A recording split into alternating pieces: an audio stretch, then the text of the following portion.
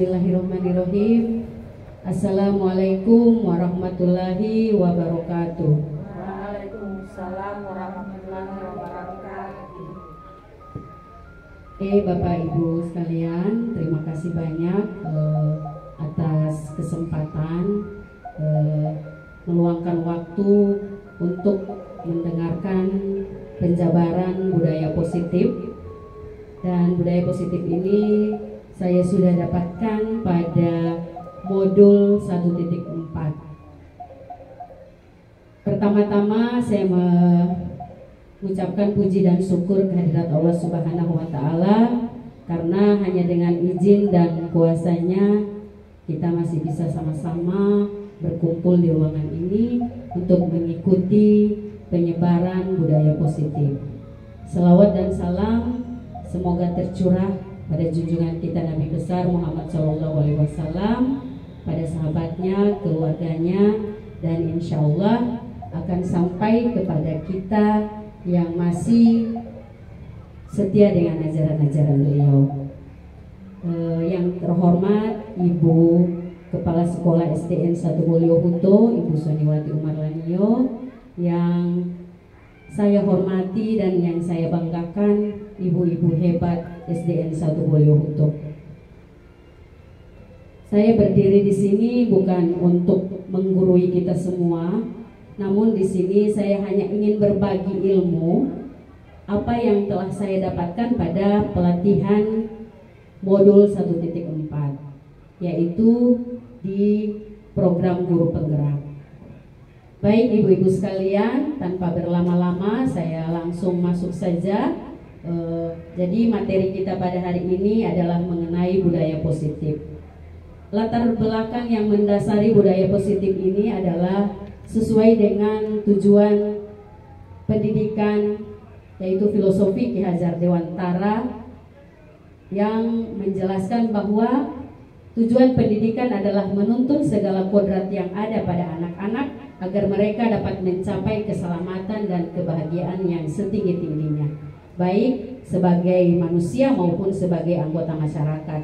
Oleh sebab itu, pendidik hanya dapat menuntun tumbuh atau hidupnya kekuatan kodrat yang ada pada anak-anak agar dapat memperbaiki lakunya, tapi bukan merubah dasarnya dan tumbuh kekuatan kodrat anak. Jadi seperti itu ibu-ibu sekalian. Jadi Ki Hajar Dewantara ini juga mengumpamakan sekolah ini sebagai ladang. Sekolah ini sebagai ladang dan tempat persemaian tumbuhan atau bibit-bibit unggul, di mana kita sebagai apanya Bapak Ibu, ibu-ibu sekalian. Kalau ada ladang berarti ada siapa? Ya? Iya, ada petaninya. Dan kita adalah petani, dan siswa itu atau murid itu diumpamakan sebagai tanaman, ya, dimana walaupun bibitnya unggul, tapi kita tidak merawatnya secara baik, tidak memperhatikan bagaimana pengairannya, bagaimana memupuknya, maka bibit itu walaupun unggul tidak akan tumbuh sesuai dengan apa yang kita harapkan. Jadi seperti itu juga ya di pendidikan kita sekarang ini. Baik, saya lanjut.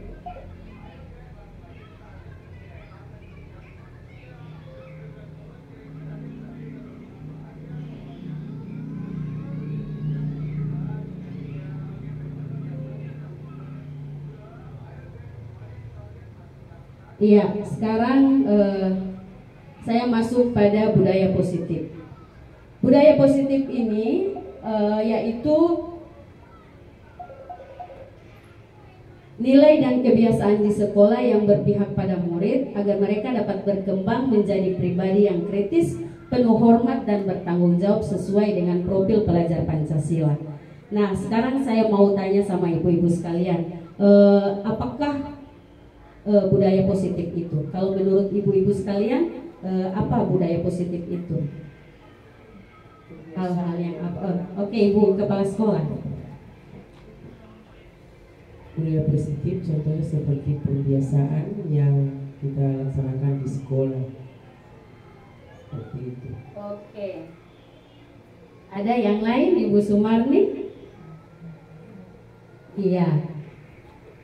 Budaya positif itu adalah pembiasaan yang baik-baik ya, budaya yang baik. Namanya saja yang positif, tentunya adalah perlakuan-perlakuan yang baik.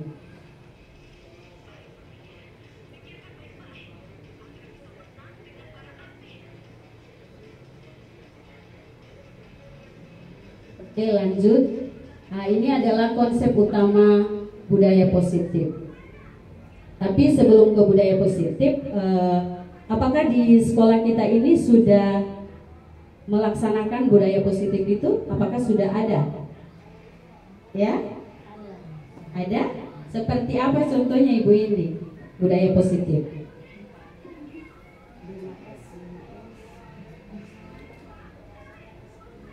Mengucapkan 5S, salam, sapa, santun. Oke. Yang lain budaya positif seperti apa? Ibu Hasna? Ibu Indi?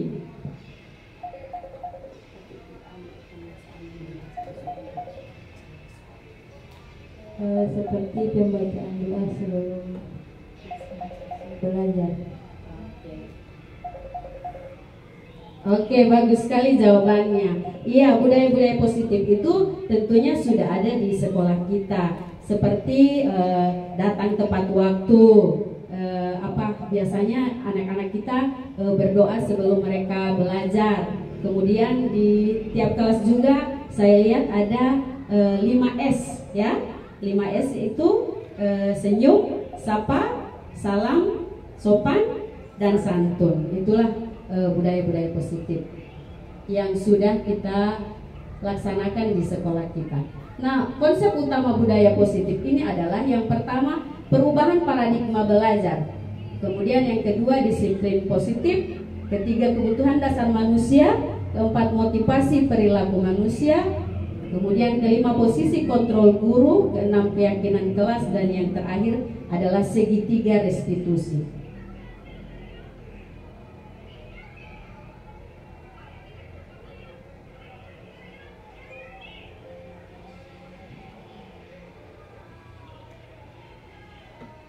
Oke, ini adalah perubahan paradigma belajar.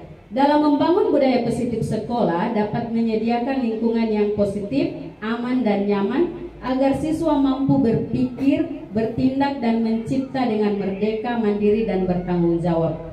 Disiplin sangat berkaitan dengan kontrol guru terhadap siswa.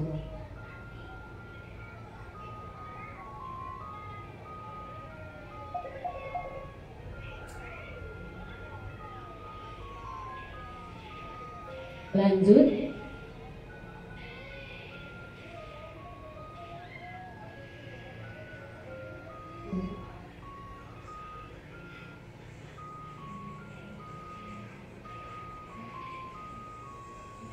Oke, teman-teman, ini adalah perubahan paradigma belajar teori kontrol menurut Dr. William Glasser.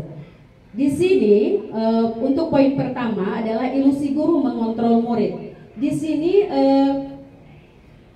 kita tidak dapat memaksa murid berbuat sesuatu jika murid tersebut tidak mau melakukannya.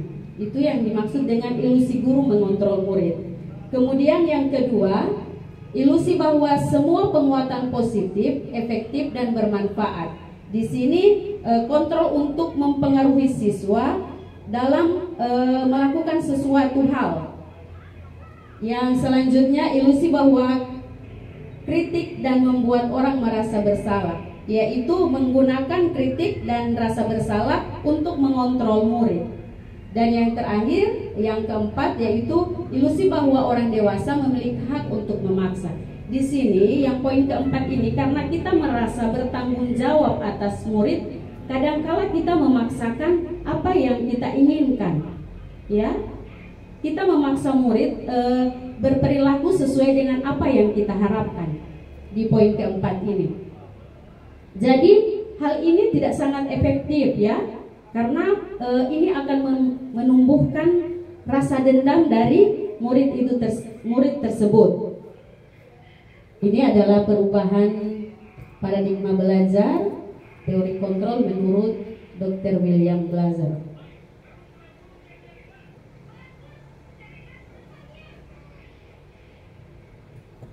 Oke, ini yang tentang disiplin positif. Kata disiplin berasal dari bahasa Latin yaitu disiplina yang artinya belajar. Maka asal dari kata ini berkonotasi dengan disiplin diri dan murid-murid. Disiplin diri membuat orang menggali potensinya menuju sebuah tujuan, apa yang dia hargai. Namun dalam budaya kita makna disiplin telah berubah menjadi sesuatu yang dilakukan seseorang pada orang lain dan mendapatkan kepatuhan. Nah, saya ingin bertanya sama teman-teman, kalau mendengar kata disiplin itu, biasanya kita yang terlintas di benak kita adalah apa? Misalnya contoh-contohnya seperti apa?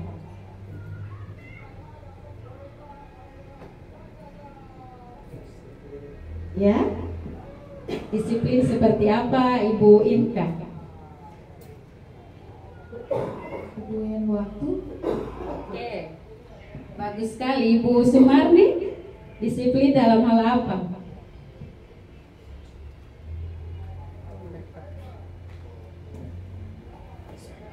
Disiplin dalam berpakaian. Oke, terima kasih. Jadi kalau kita mendengar kata disiplin, pasti yang terlintas di benak kita adalah disiplin waktu, datang ke sekolah tepat waktu, ataupun disiplin dalam berpakaian. Nah, di sini kata disiplin itu berarti belajar, ya. Makna asal dari kata yang berkonotasi disiplin diri dari murid-murid. Kemudian disiplin diri membuat orang menggali potensinya menuju sebuah tujuan yang ia hargai.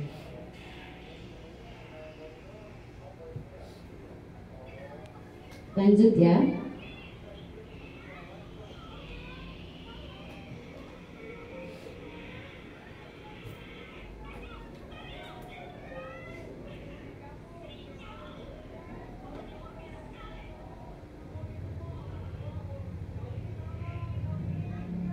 Oke, disiplin adalah kemampuan memerintah diri sendiri dalam mengontrol dan menguasai diri untuk memilih tindakan mengacu pada nilai-nilai yang kita hargai, yaitu nilai-nilai yang disebut dengan kebijakan universal. Kebijakan universal itu adalah sifat-sifat positif manusia yang merupakan tujuan mulia yang ingin dicapai, yaitu nilai-nilai yang baik. Yaitu yang kita ketahui sekarang adalah dalam nilai-nilai dalam profil pelajar Pancasila yang lagi didengung-dengungkan sekarang. Nah, berdasarkan dengan kata disiplin tadi, maka manusia itu memiliki kebutuhan dasar, ya, kebutuhan dasar yang harus kita penuhi.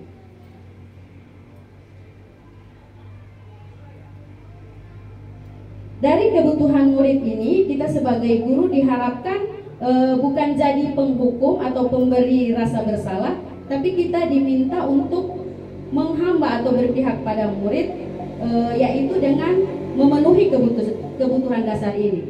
Jadi kebutuhan dasar ini ada beberapa macam, yaitu ada 5 kebutuhan dasar, yaitu yang pertama adalah bertahan hidup, yang kedua kasih sayang, kemudian yang ketiga kebebasan, yang keempat kesenangan, dan yang kelima adalah penguasaan. Jadi ketika salah satu dari kebutuhan ini tidak terpenuhi, maka akan terjadi sebuah masalah. Karena kita ketahui bersama bahwa manusia lahir itu sudah memiliki kebutuhan. Seperti kebutuhan yang pertama yang bertahan hidup. Contohnya seperti apa kalau kita bertahan hidup? Makan. Iya. Bagus ya, oke. Pastinya makan. Apalagi? Minum. Iya, bagus Ibu Tati. Makan dan minum. Kemudian kita butuh kasih sayang, kemudian butuh kebebasan, ya, bebas berpendapat, bebas melakukan segala sesuatu. Kemudian kita butuh kesenangan. Dan murid-murid pun seperti itu, ya.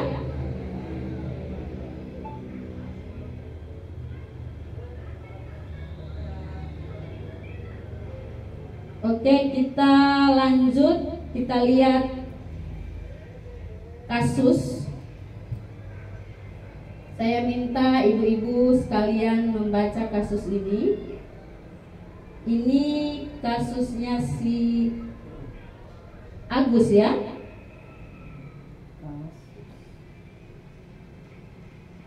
Iya.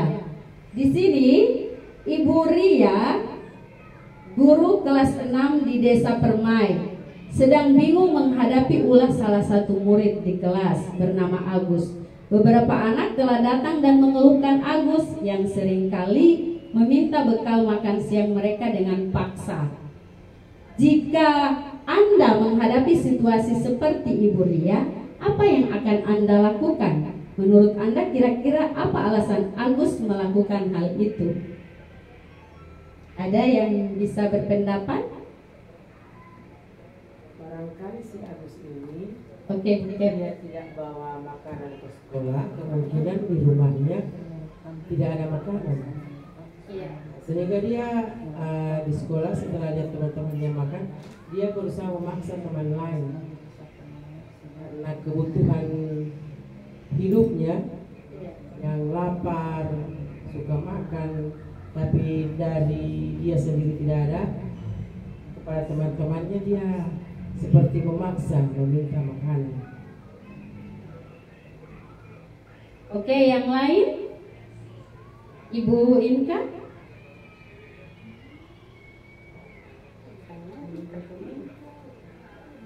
Agus itu memaksa.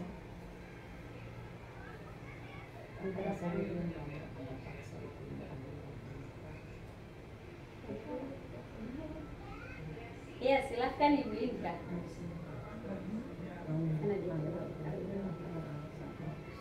Kalau menurut saya mungkin karena dia suka dengan makanan yang teman-temannya bawa. Oke, jadi ada beberapa alasan sehingga Agus melakukan itu. Kalau menurut Ibu Kepala Sekolah, mungkin karena Agus tidak bawa bekal dan mungkin makanan juga tidak tersedia di rumahnya, jadi dia mengganggu teman-temannya untuk meminta bekal makan siang.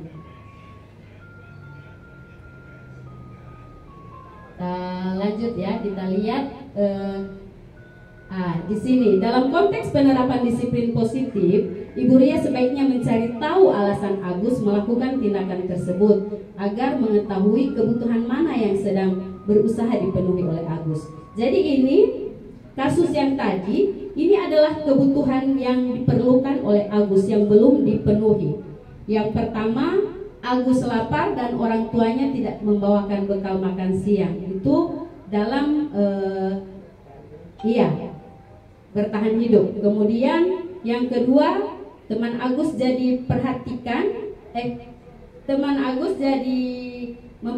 Agus, karena mungkin sebagian teman juga akan memperhatikan dia, ya, karena bentuk kasih sayang mereka. Kebutuhan dasarnya yang dipenuhi adalah kasih sayang. Kemudian yang ketiga, dia merasa hebat karena temannya merasa takut menuruti keinginannya, itu kekuasaan. Kemudian Agus merasa bosan dengan bekal yang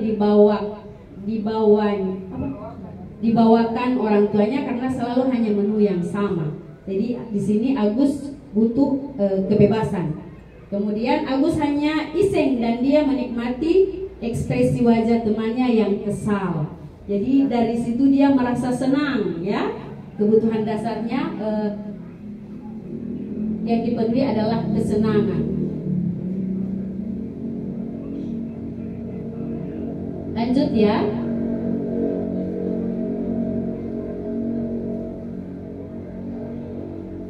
Nah, ini adalah hukuman dan konsekuensi. Iva kurang menguasai pelajaran matematika. hingga pada saat pelajaran tersebut berlangsung, dia lebih banyak terdiam diri atau menggambar di buku pelajarannya. Pada saat guru matematikanya Pak Seno menanyakan pertanyaan, Ipa menjadi gugup dan tak sengaja menjatuhkan tasnya dari kursi. Tiba-tiba Ipa menjadi gagap dan saat berupaya menjawab, seluruh kelas pun tertawa melihat perlakuan Ipa. Kemudian Pak Seno pada saat itu membiarkan teman-teman Iva menertawakan Iva yang tergagap dan malu luar biasa, dan malahan minta Iva untuk maju ke depan dan berdiri di depan sambil menunjuk hidungnya karena tidak bisa menjawab pertanyaan Pak Seno. Kelas makin gaduh dan anak-anak tertawa melihat Iva di depan kelas memegang ujung hidungnya. Apakah Anda setuju? Sekarang pertanyaannya, apakah Anda setuju dengan tindakan Pak Seno terhadap Ipa?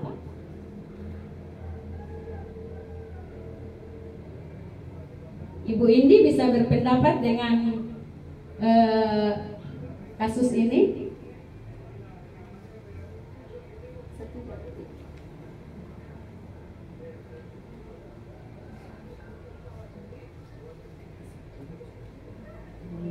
Saya tidak setuju. Oke, mengapa Ibu Indi tidak setuju? Bagaimana perlakuan Pak Seno terhadap Ipa? Karena di sini Pak Seno membiarkan teman-temannya menertawakan Ipa. Oke. Tidak memberikan pembelaan terhadap Ipa sehingga Ipa merasa dikucilkan atau disudutkan. Oke, bagus sekali. Oke, di sini Ibu Indi tidak merasa setuju ya. Ibu Indi tidak setuju karena perlakuan Pak Seno semena-mena terhadap Ipa ya, dengan menghukumnya dengan memegang hidung dan berdiri di depan kelas. Nah, kalau kita lihat ini merupakan bentuk hukuman atau konsekuensi. Ya, ya. Kalau menurut ibu-ibu ini adalah apa? Masih bingung ya? Nah, oke. Nah, kita lanjut. Nanti di sini akan kita lihat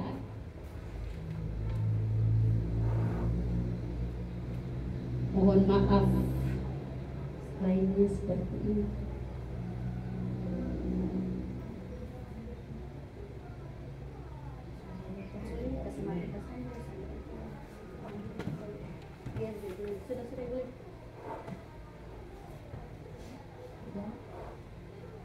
Oke.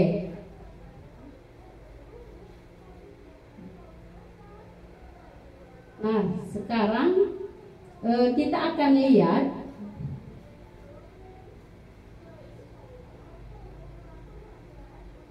ini tentang hukuman dan konsekuensi.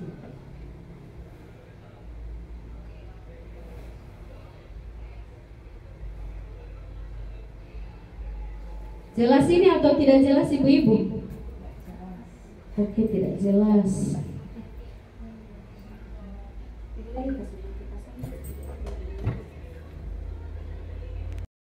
Oke, baik. Dengan kasus tadi kita akan melihat apa itu hukuman, konsekuensi, dan restitusi. Kalau hukuman itu adalah sesuatu yang spontan, ya, yang spontan, yang ketika murid kita melakukan kesalahan, kita langsung menghukum, ya, dan kemudian dia bersifat satu arah. Jadi karakteristik guru yang suka menghukum itu kita bisa lihat dari wajahnya yang sangar, ya. Kemudian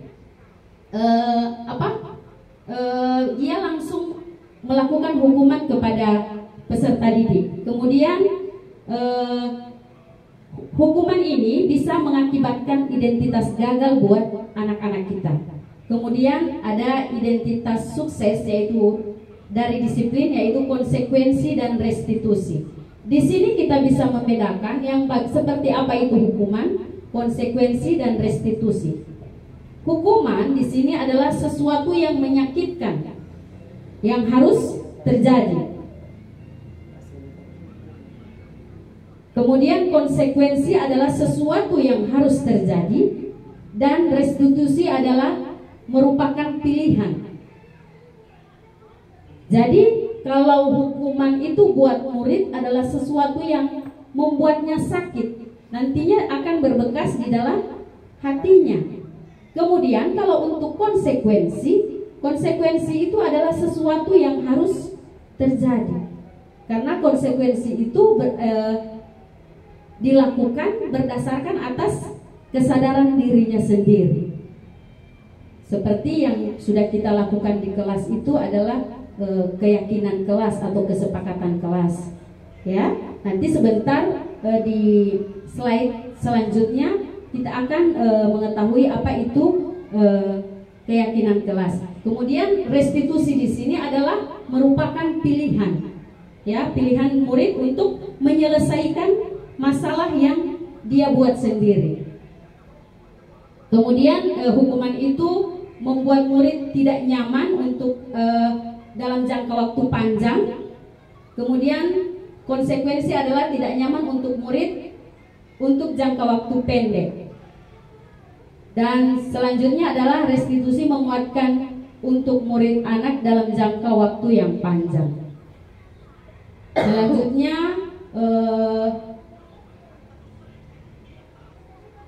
kita lanjut ya.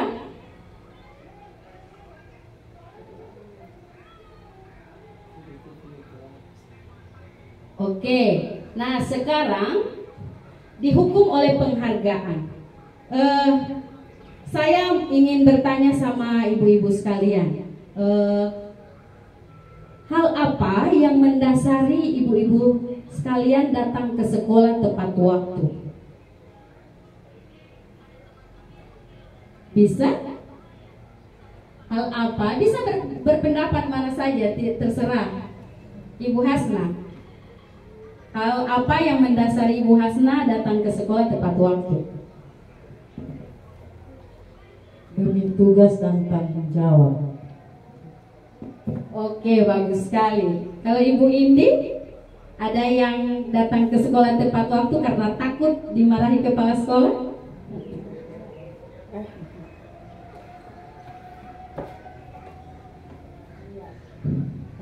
Saya takut terlambat karena takut sama atasannya. Oke.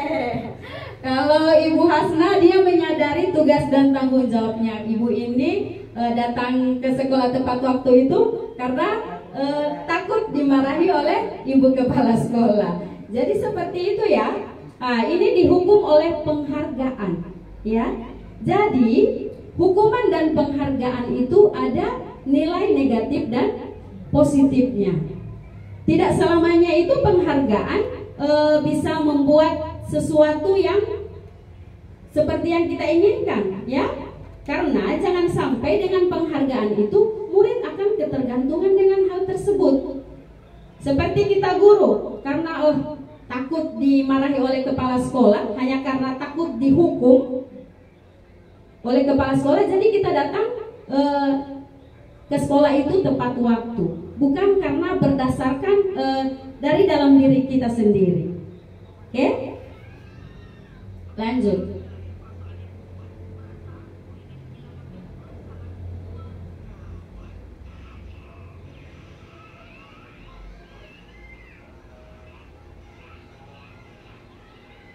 Oke, di sini bentuk program kebajikan atau apresiasi. Dalam memberikan apresiasi pengakuan perlu diingat beberapa hal. Beri pengakuan secara khusus, kemudian beri pengakuan secara pribadi, beri pengakuan kepada semua murid bergantian, lalu beri pengakuan secara konsisten, kemudian fokus pada proses.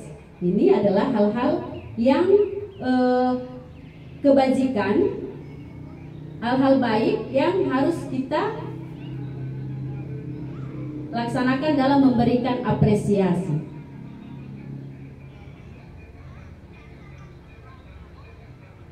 Nah, sekarang kita masuk ke keyakinan kelas.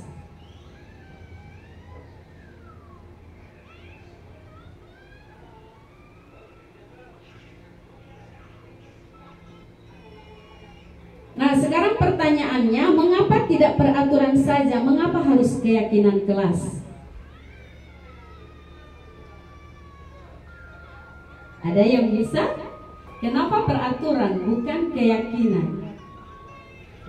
Mengapa tidak peraturan saja? Mengapa harus keyakinan kelas? Kalau peraturan bisa berpendapat, kalau peraturan itu khususan menurut saya begini. Kalau keyakinan begini. Ada yang bisa berpendapat? Oke, saya lanjut ya. Mengapa kita memiliki peraturan harus menggunakan helm bila mengendarai kendaraan roda 2? Tujuannya apa? Ya? Supaya aman di jalan. Oke, Ibu Ici, tujuan kita menggunakan helm supaya apa?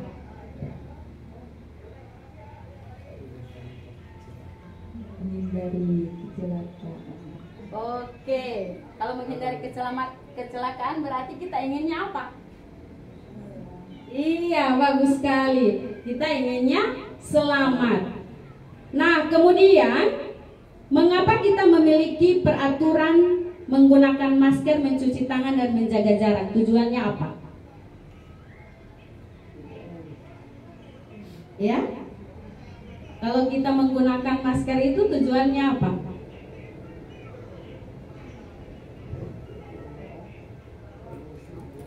Ya, untuk menghindari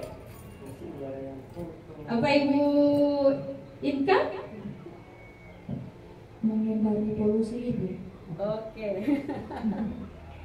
Oke, untuk menghindari polusi, tentunya kita di sini akan menjaga kesehatan. Kemudian di sini kita sudah jawab mengapa kita menggunakan helm jika mengendarai kendaraan, yaitu tujuannya untuk keselamatan. Kemudian mengapa kita memiliki peraturan 3M, menggunakan masker, mencuci tangan, dan menjaga jarak, yaitu demi kesehatan. Jadi ketika sesuatu yang kita lakukan kita yakini, ya, karena segala sesuatu itu memiliki tujuan. Kalau hal ini hanya menjadi peraturan, tentu banyak yang akan melanggar. Tapi karena kita yakini, oh kalau saya menggunakan helm, saya pasti selamat. Kalau saya menggunakan masker, saya pasti terjaga kesehatan saya. Nah, inilah yang kenapa keyakinan kelas bukan peraturan kelas. Kalau peraturan, banyak yang suka melanggar karena itu sudah tertulis kayak peraturan sekolah. Oh, peraturan sekolah itu sudah ditulis harus ditaati, tapi kenyataannya banyak yang melanggar. Tapi kalau keyakinan kelas, keyakinan itu adalah lahir dari diri sendiri. Betul tidak, Ibu-ibu? Iya, jadi keyakinan kalau lahir dari kita sendiri. Oh, saya yakin kalau saya datang ke sekolah bukan karena saya minta penghargaan dari ibu kepala sekolah, tapi kalau saya datang ke sekolah tepat waktu, saya sebagai guru berarti saya memberi contoh yang baik buat siswa. Oh, berarti saya di situ bertanggung jawab. Seperti itu, ibu-ibu. Itu yang diharapkan. Jadi motivasi intrinsik itu adalah motivasi dari dalam diri. Kembali ke nilai-nilai keyakinan yang lebih menggerakkan seseorang dibanding mengikuti serangkaian peraturan-peraturan. Seperti itu kan? Betul, ibu-ibu? Iya. Kita lanjut. Nah, ini dari peraturan kelas dia berkembang menjadi keyakinan kelas. Dari peraturan-peraturan yang ada kita rubah menjadi keyakinan.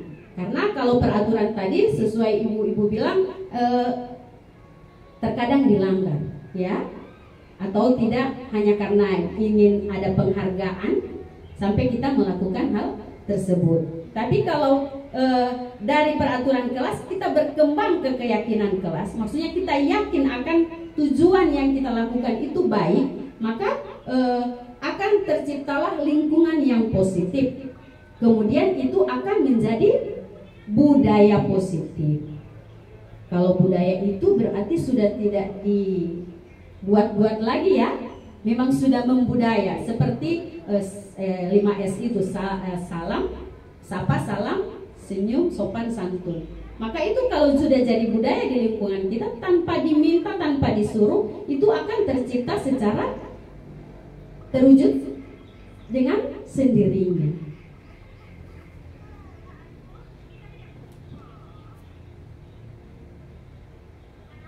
Oke, ini contoh peraturan dan keyakinan. Ini peraturan, yaitu selalu kembalikan buku ke tempatnya. Itu peraturan. Kalau tujuannya adalah, kalau keyakinannya adalah tanggung jawab. Kemudian dilarang mengganggu orang lain. Kalau keyakinan kelas itu menghormati orang lain. Kemudian hadir di sekolah 15 menit sebelum pembelajaran dimulai, yaitu menghormati orang lain dan berkomitmen. Kemudian dilarang melakukan kekerasan. Di sini nilainya adalah keselamatan, menghormati orang lain. Dan yang terakhir adalah dilarang menggunakan narkoba. Di sini nilai kebajikannya adalah iya.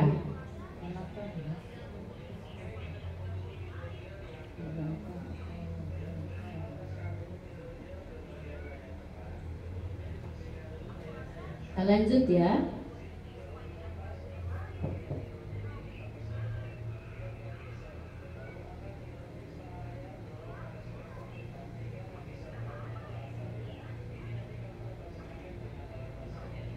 Di sini adalah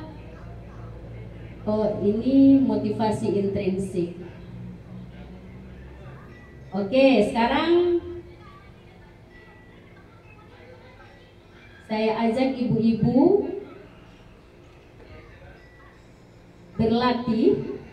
Kita berlatih menjawab. Oke, mari berlatih hukuman atau konsekuensi. Lari mengelilingi lapangan basket 2 kali sehingga ketika terlambat hadir di sekolah, hukuman atau konsekuensi? Oke, hukuman. Kita simpan Ibu Kep. Kemudian membersihkan coretan yang dibuatnya di meja tulis. Oke, konsekuensi. Lanjut. Murid diminta push up 15 kali karena tidak menggunakan masker di sekolah. Hukuman atau konsekuensi? Hukuman, oke. Menggantikan kertas tugas teman yang telah dicoret-coret. Konsekuensi. Berikut, berjemur di lapangan basket selama basket jam 12 siang karena mengobrol dengan teman. Hukuman atau konsekuensi? Oke, hukuman. Murid diminta bertelanjang kaki sepanjang hari ketika tidak menggunakan sepatu warna hitam sesuai peraturan sekolah. Hukuman atau konsekuensi? Oke, kita lihat jawabannya. Apakah jawaban-jawaban kita benar? Benar? Oke.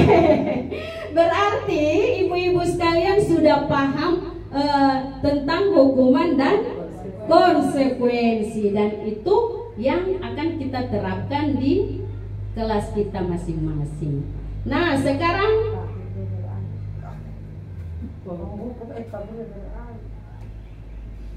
lima posisi kontrol. Boleh dibaca Ibu Indi 5 posisi kontrol ini? Pertama, penghukum. Kedua, pembuat merasa bersalah. Yang ketiga, teman. Keempat, pemantau. Kelima, manajer.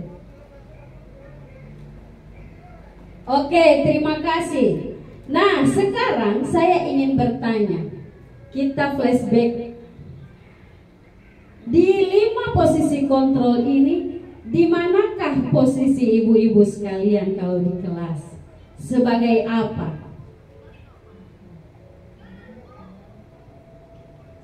Pemantau. Berbeda satu. Boleh pilih 2. Boleh pilih, terserah. Diingat-ingat. Kita introspeksi diri. Oh, saya ini sebagai apa? Ini ada Ibu Hasna senyum-senyum. Ibu Hasna posisinya di kelas itu sebagai apa? Jujur. Pemantau, teman, dan penghubung. Oke, Bu Indi lanjut. Kadang-kadang penghubung. Kadang-kadang jadi penghubung. Kata penghubung. Oke, lanjut. Pemantau.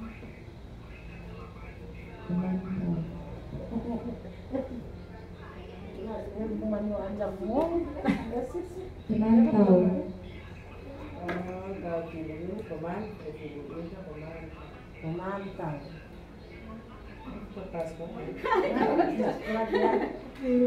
Oke, jadi posisi kita biasanya ada bermacam-macam ya. Ada yang jadi penghukum, ada yang pembuat rasa bersalah, teman, pemantau, dan manajer.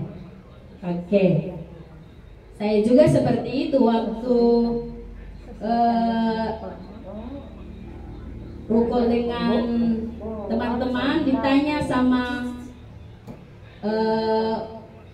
Fasil, Ibu Susan sebagai apa biasanya? Posisi kontrolnya di mana? Oh, saya mengatakan dengan sejujurnya bahwa saya adalah guru yang suka menghukum. Karena saya ingin murid-murid itu seperti apa yang saya mau. Tapi setelah belajar tentang budaya positif, ternyata apa yang kita terapkan itu adalah salah. Oke. Nah, ini adalah pernyataan. Siapa yang mengatakan ini? Saya kecewa sekali dengan kamu. Ini adalah si pembuat rasa bersalah. Kemudian kamu tidak pernah benar melakukannya. Itu posisi sebagai penghukum. Ayolah lakukan demi ibu dan bapak. Ini sebagai teman. Apakah kamu mau mendapatkan stiker bintang hari ini? Dia sebagai pemantau. Kemudian bagaimana kamu bisa menyelesaikan masalah ini? Ini adalah manajer. Kemudian kamu selalu yang paling terakhir. Ini kata-kata dari si penghukum. Jadi seperti yang saya sampaikan tadi, bahwa penghukum itu dia ketika siswanya atau muridnya bermasalah, dia langsung memberikan hukuman, ya, tanpa tanya-tanya langsung memberi hukuman. Kemudian yang bersifat sebagai pemberi rasa bersalah. Nah, pemberi rasa bersalah ini yang sangat tidak bagus, ya. Karena ini akan berlaku dalam jangka panjang. Namun yang paling bagus di sini posisinya adalah sebagai teman atau manajer. Tapi posisi sebagai teman juga ada sisi negatifnya. Karena murid biasanya karena sudah merasa teman, kadang kalau murid apa? Ya?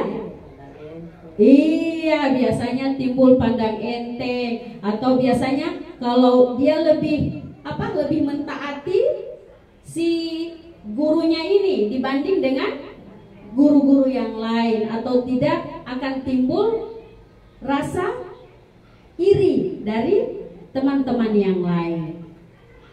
Nah, ini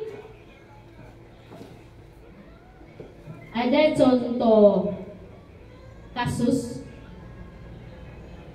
Jangan bosan ya ibu-ibu, ibu-ibu baca dulu ini.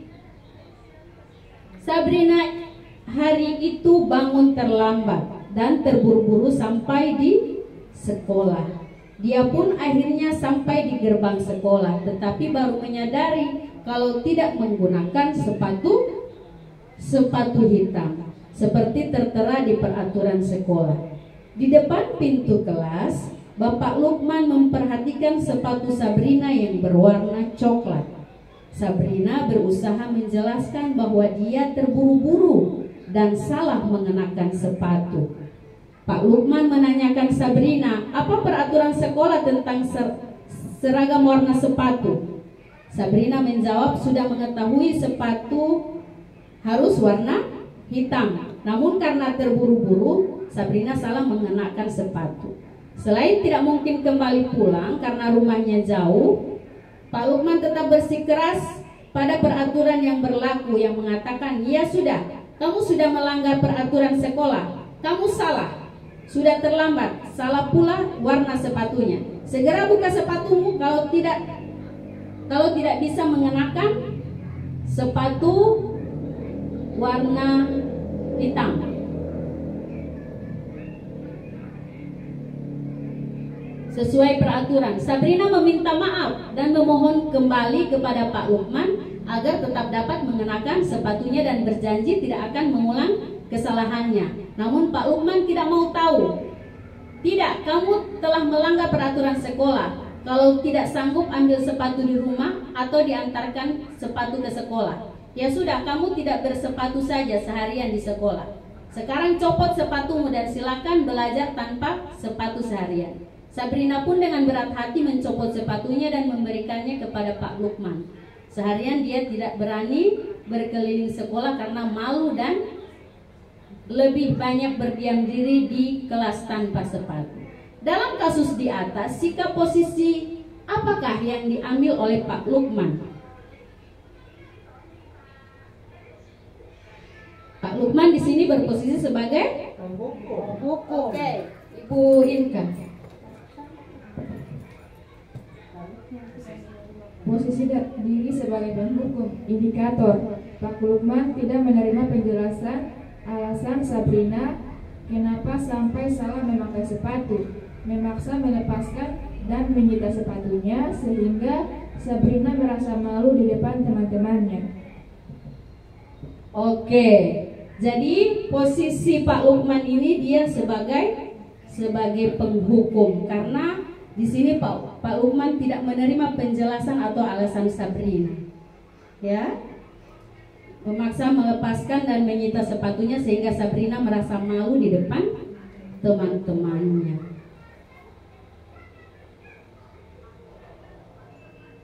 Oke, lanjut.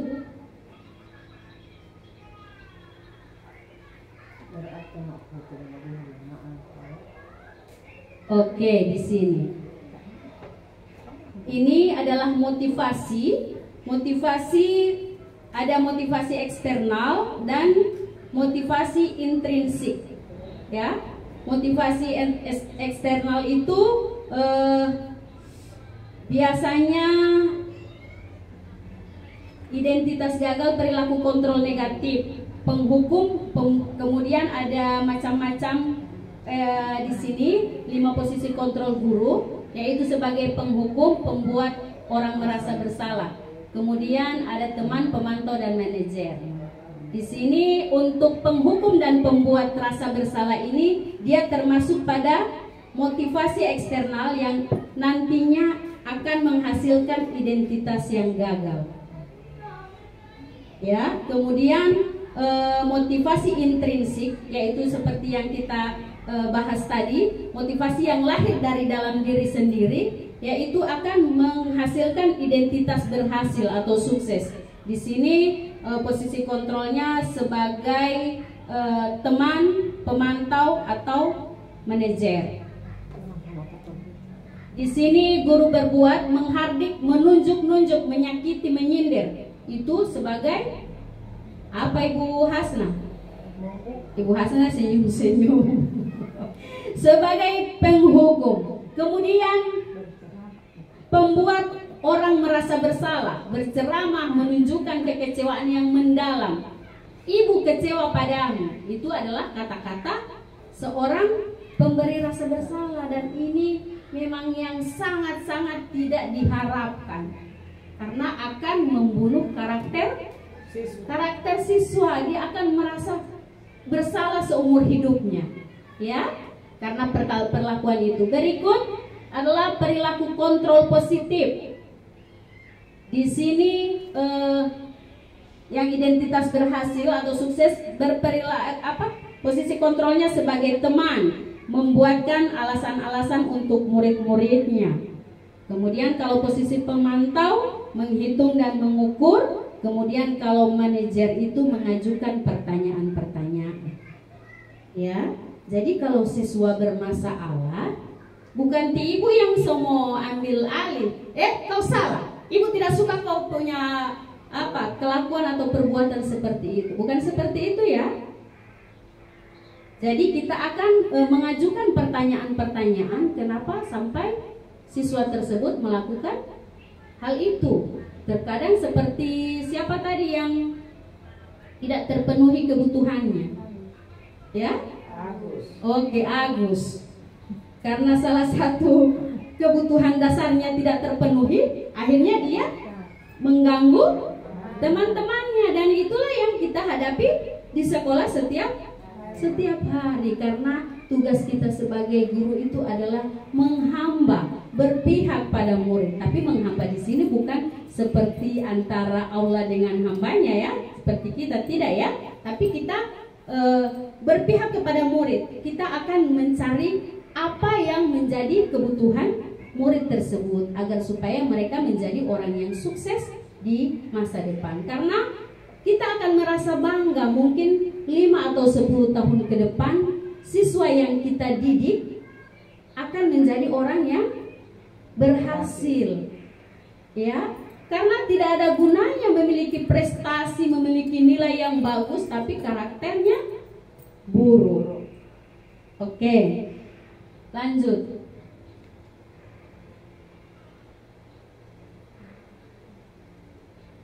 Di sini hasilnya siswa akan memberontak, pendendam. Ini kalau guru memposisikan sebagai penghukum, hasilnya siswa akan memberontak. Kemudian dia akan pendendam dan menyalahkan. Kemudian kalau berposisi sebagai pemberi rasa bersalah, dia akan menyembunyikan, ya. Dia tidak akan berterus terang, bahkan dia akan menyangkal, ya, sesuatu yang telah ia perbuat. Kemudian teman, posisi teman, maka efeknya akan adanya ketergantungan.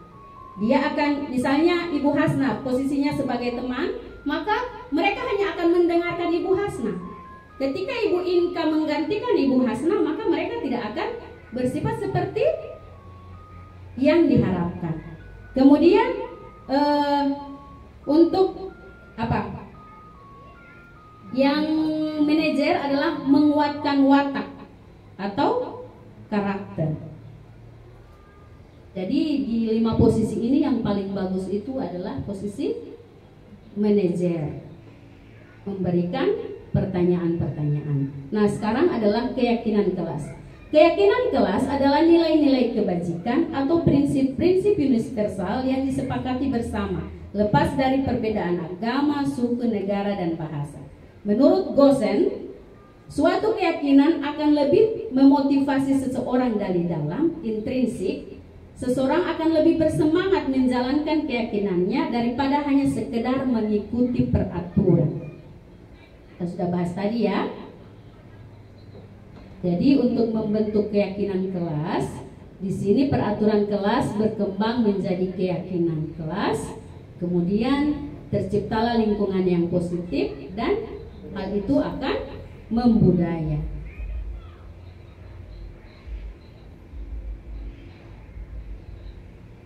Di sini ada peraturan. Saya minta Ibu Indi membacanya.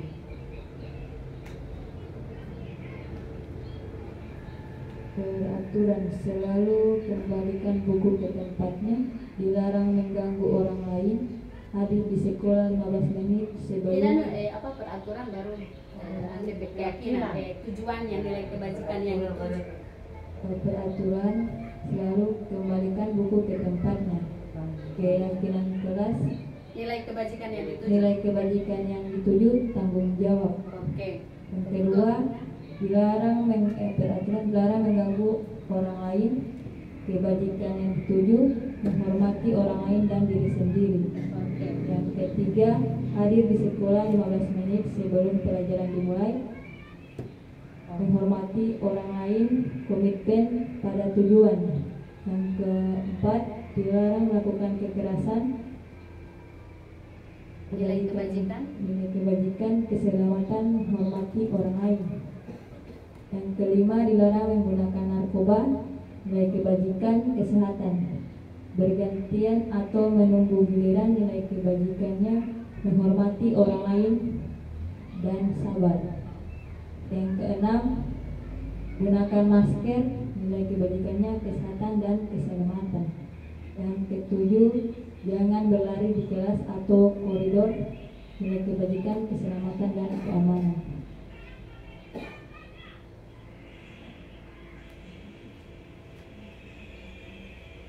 Oke, terima kasih Bu Indi. Kemudian untuk pembentukan kelas itu, keyakinan kelas itu bersifat lebih abstrak ya daripada peraturan yang lebih rinci dan konkret. Kemudian keyakinan kelas itu berupa pernyataan universal. Selanjutnya pernyataan keyakinan kelas dibuat dalam bentuk positif ya. Keyakinan kelas hendaknya tidak terlalu banyak sehingga mudah diingat dan dipahami oleh murid. Kemudian keyakinan kelas sebaiknya sesuatu yang dapat diterapkan di lingkungan tersebut. Dan yang poin selanjutnya adalah semua warga kelas ikut berkontribusi dalam pembuatan keyakinan kelas lewat kegiatan curah pendapat. Kemudian bersedia meninjau kembali keyakinan kelas dari waktu ke waktu. Oke, jadi ketika kita membuat keyakinan kelas itu, kita minta siswa memberikan pendapatnya dulu, ya. Mau seperti apa kelasnya, ya. Jadi kita sepakati dulu. Kita usahakan ada pendapat dari siswa kita. Dan ketika sudah terbentuk satu keyakinan, maka kita meminta mereka untuk lebih meyakinkan lagi untuk menandatangani. Karena keyakinan itu sudah disepakati bersama, maka ketika mereka melakukan sebuah kesalahan atau melanggar, mereka akan sadar sendiri. Oh, saya menaruh sampah di laci. Sementara keyakinan kelas kita adalah menjaga kebersihan kelas, maka dia akan tersadar dengan sendirinya karena nilai intrinsik tadi. Oke, jadi ibu-ibu ini bisa dibuat di kelas masing-masing. Ini adalah dokumentasi sosialisasi keyakinan kelas. Jadi kita minta pendapat siswa, kemudian siswa menempelkan, ya, siswa menempelkan harapan-harapan mereka atau pendapat-pendapat mereka di papan tulis dengan menggunakan stick note. Kemudian kita rubah peraturan-peraturan itu menjadi keyakinan kelas. Oke, dan semua yang ada di kelas itu akan bertanggung jawab melaksanakan apa yang sudah disepakati. Nah, kita sampai di segitiga restitusi. Kalau di atas-atas tadi banyak-banyak masalah yang harus kita ingat, kemudian perlakuan-perlakuan murid seperti apa di kelas, kemudian posisi kita, ya. Nah, tadi kita sudah sepakat bahwa posisi manajer adalah posisi yang paling ideal. Nah, sekarang penerapan segitiga restitusi. Segitiga restitusi adalah, boleh saya minta Ibu Inka membaca?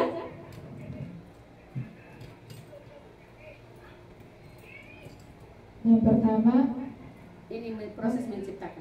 proses menciptakan kondisi bagi murid untuk memperbaiki kesalahan mereka sehingga mereka bisa kembali pada kelompok mereka dengan karakter yang lebih kuat.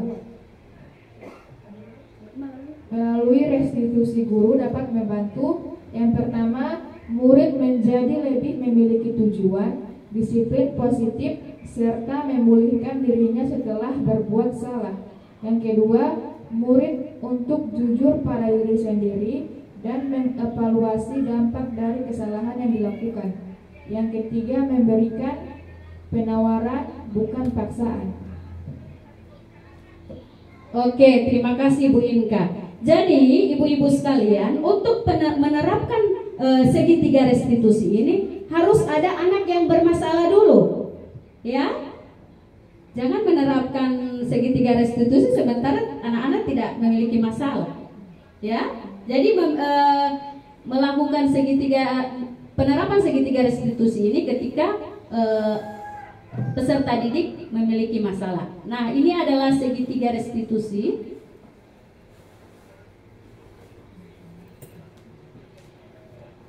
Tahapan segitiga restitusi ini adalah yang pertama adalah menstabilkan identitas, kemudian validasi tindakan yang salah, dan menanyakan keyakinan kelas. Oke, saya akan berikan tahapannya. Tahapan segitiga restitusi adalah menstabilkan identitas. Biasanya ketika siswa bermasalah, maka kita akan mengundang mereka untuk menanyakan kenapa sampai terjadi masalah tersebut. Jadi inilah tahapan pertama yang kita terapkan adalah menstabilkan identitas. Jadi bentuk kalimatnya adalah berbuat salah itu tidak apa-apa, ya. Kemudian tidak ada manusia yang sempurna. Ini adalah kalimat-kalimat yang diungkapkan ketika kita menerapkan tahapan yang pertama, yaitu menstabilkan identitas. Lanjut, kita bisa menyelesaikan ini. Kemudian Bapak Ibu tidak tertarik mencari siapa yang salah, tapi Bapak Ibu ingin mencari solusi dari permasalahan ini. Kemudian kamu berhak merasa begitu. Jadi ini kalimat-kalimat yang akan kita pakai ketika kita menstabilkan identitas. Ini adalah langkah pertama. Kemudian yang kedua, kita memvalidasi tindakan yang salah.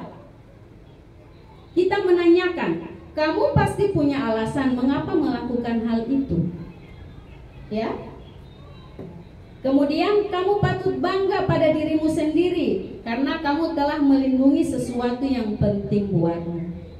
Jadi bukan dengan cara guru langsung menghardik, menunjuk, ya, tapi dengan menerapkan segitiga restitusi ini. Kemudian yang ketiga, tahapan yang ketiga adalah menanyakan keyakinan kelas. Kamu masih ingat dengan keyakinan kelas yang sudah kita sepakati? Jadi bukan guru yang memberikan solusi dari masalah siswa, tapi siswa tersebut yang akan mencari solusi dari masalah yang sudah dilakukan. Jadi ini tahapan yang ketiga, menanyakan keyakinan kelas. Kamu masih ingat dengan keyakinan kelas yang sudah kita sepakati? Jadi itulah gunanya kita membentuk keyakinan kelas. Kemudian kamu mau jadi orang seperti apa? Kemudian apa nilai-nilai umum yang telah kita sepakati? Dan yang terakhir, apa bayangan kita tentang kelas ideal? Oke, jadi itulah budaya positif yang akan kita terapkan di sekolah nanti, yang mungkin awal-awalnya kita belum tahu, ya, kita belum tahu betul seperti apa kita memposisikan diri kita. Namun mungkin setelah mendengarkan materi dari saya, ini adalah materi saya pada modul 1.4 tentang budaya positif. Jadi saya berharap hal ini dapat kita terapkan di lingkungan kita masing-masing. Oke Bapak Ibu, nanti kalau maksudnya kurang-kurang jelas, nanti kita akan bahas lebih lanjut lagi, ya. Oke, terima kasih atas waktunya. Lebih dan kurangnya saya mohon maaf. Wabillahi taufiq wal hidayah. Wassalamualaikum warahmatullahi wabarakatuh. Assalamualaikum warahmatullahi wabarakatuh. Waalaikumsalam warahmatullahi wabarakatuh. Apa kabar anak-anak sekalian? Baik. Oke, apakah kalian sudah selesai sarapan? Oke, sudah. Baik, anak-anakku sekalian, pagi ini kita akan membuat keyakinan kelas. Apakah kalian pernah mendengar kata keyakinan? Ya? Belum? Belum pernah mendengar keyakinan kelas? Belum? Oke. Kalau peraturan, pernah dengar peraturan kelas? Pernah? Iya, pernah. Kalau peraturan itu seperti apa contohnya? Apa? Oke, tidak boleh makan di dalam kelas seperti apa yang disebut oleh Siti. Kalau Maher, peraturan itu seperti apa? Apa?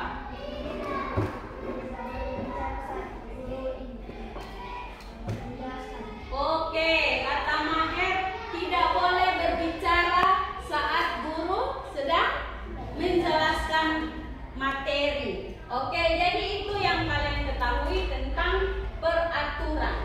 Jadi peraturan dan keyakinan itu adalah dua hal yang beda-beda tipis ya.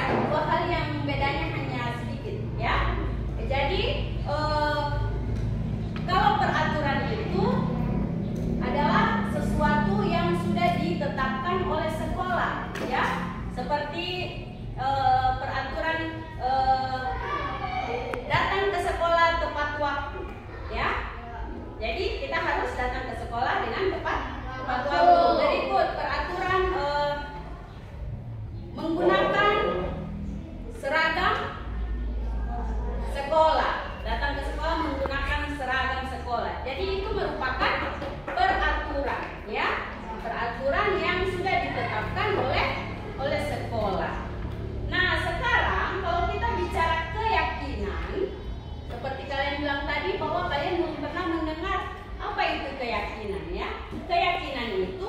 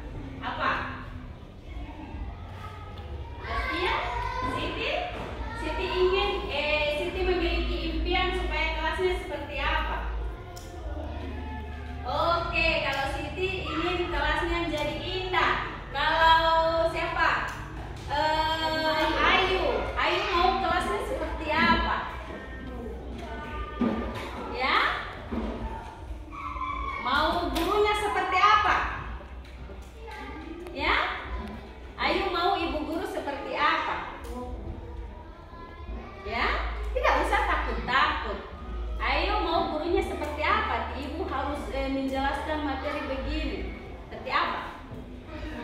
Ya, ibunya harus ramah. Oke, Maher. Maher mau kelasnya seperti apa? Memiliki guru yang bagaimana? Ya? Oke, memiliki guru yang ramah, yang tersenyum, ya? Jawaban dari si Maher. Oke, jadi itulah impian kalian, ya?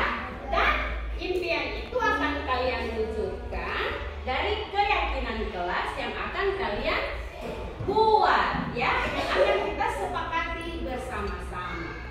Oke. Sekarang ibu akan bagikan. Ini namanya stick note, ya. Ini namanya stick note. Di sini kalian akan menuliskan keyakinan-keyakinan apa yang ingin kalian wujudkan di kelas ini. Oke? Ibu bagi ya.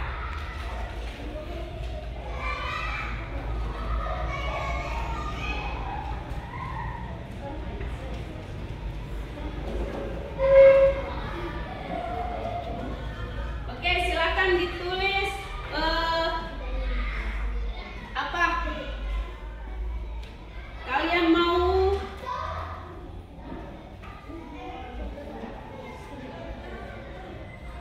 kelas ini seperti apa. Misalnya contoh, datang ke sekolah tepat waktu atau belajar berdoa sebelum belajar, misalnya seperti itu. Jadi silakan ditulis, misalnya tidak buang sampah sembarangan. Contoh-contohnya seperti itu ya, atau menghormat, menghargai. Silakan ditulis apa saja. Kemudian kalau sudah setelah ditulis, kalian tempelkan di sini. Itu ada lemnya di belakang sini. Tidak, ini ada lem. Oh, tahu kan ada lemnya. Ada lemnya di sini. Ayo silakan tulis nanti biar. Ayo. Oke sekarang ditulis. Apa yang kalian harapkan? Peraturan apa yang kalian harapkan di kelas ini?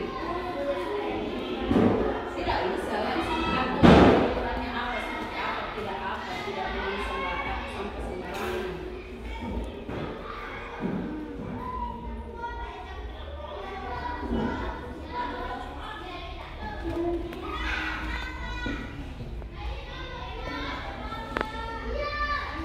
Tidak mengganggu teman misalnya, Pak. Tidak mengganggu teman.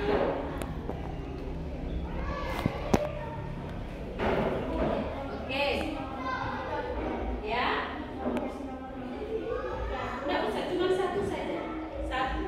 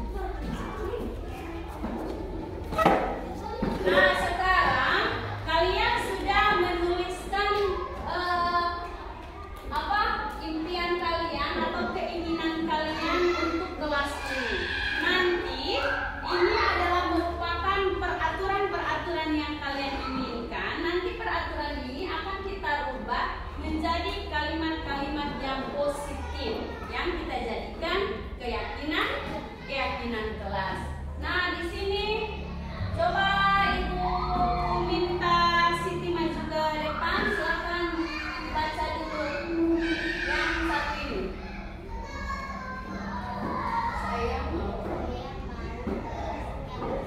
Oke, saya mau kelasnya bersih. Berikut.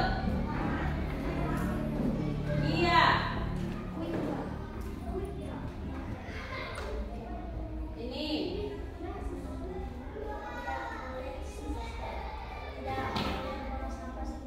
Oke, tidak boleh buang sampah sembarangan. Ada lagi yang mau membaca di depan? Ayo Maher.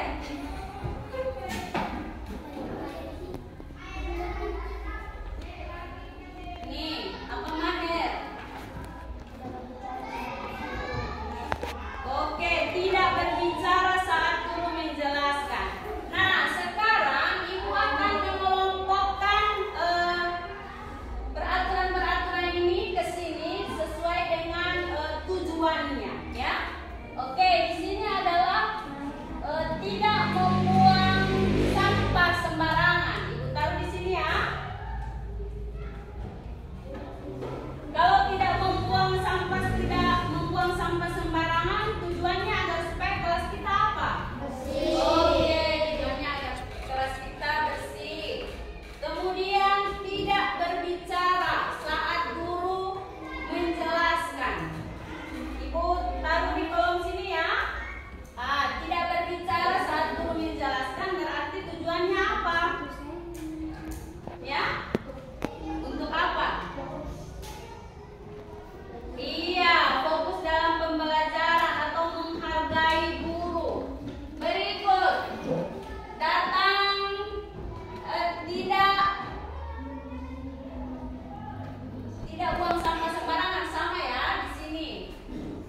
Tujuannya adalah kebersihan. Kemudian menghargai guru ketika sedang menjelaskan. Oke, di sini. Berikut,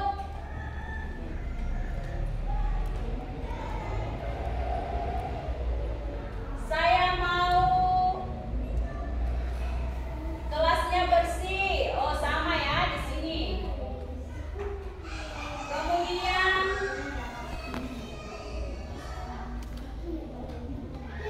tidak ribut di kelas, sama. Tidak buang sampah. Tidak mengganggu teman. Oke, sama dia menghargai ya.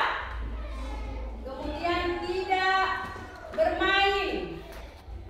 Tidak bermain ketika pembelajaran berlangsung. Nah, kemudian tidak membuang sampah sembarangan. Oke. Nah, sekarang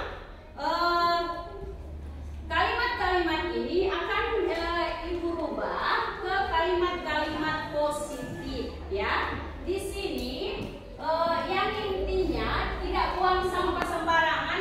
Kalau tidak buang sampah sembarangan itu berarti itu adalah kalimat peraturan yang tidak bisa kita langgar. Nah, kalau Ibu rubah ke kalimat positif, maka kalimatnya akan buanglah sampah pada tempatnya. Oke, buanglah sampah pada tempatnya. Kita sudah dapat satu keyakinan kelas ya. Apa?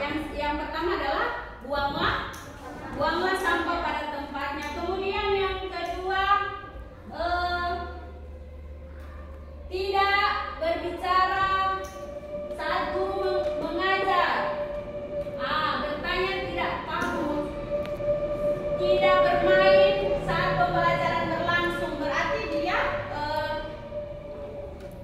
kalimat positifnya adalah menghargai, ya, menghargai guru saat pembelajaran berlangsung. Jadi itu kita sudah dapat berapa keyakinan? Ya, ada 2 keyakinan kelas, yaitu yang pertama adalah buanglah sampah pada tempatnya. Kemudian yang kedua adalah menghargai guru saat pembelajaran menjelaskan pembelajaran. Oke, jadi itu dua kesepakatan yang akan kita sepakati. Nantinya kesepakatan itu kita sepakati bersama dan kita harus apa? Tanggung jawab. Oke? Nah, sekarang untuk lebih meyakinkan kita untuk kesepakatan kelas kita ini, Ibu minta kalian untuk menandatangani keyakinan kelas ini, ya. Kesepakatan kita hari ini akan kita tanda tangani. Oke, bisa? Oke, nanti ditandatangani di bawah sini ya. Oke. Silakan dari Adik Maher.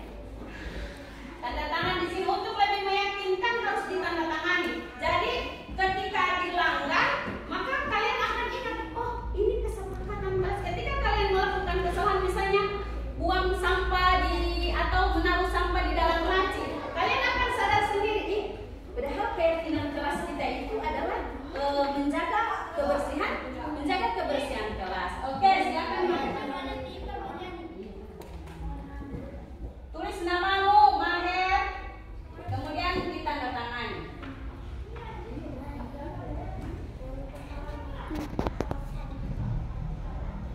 Oke.